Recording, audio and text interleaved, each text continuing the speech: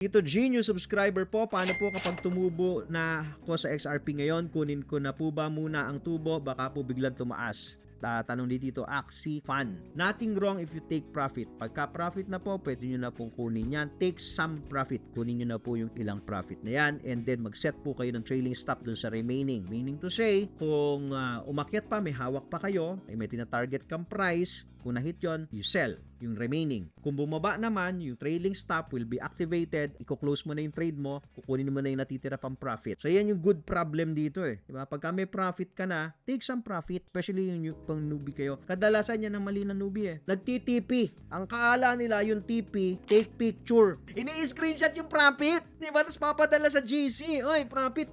Oh. Hindi po take picture, take profit. Okay, ang TP. Yung iba, screenshot lang. Tapos pag bumaba na yung price, hindi na makabenta.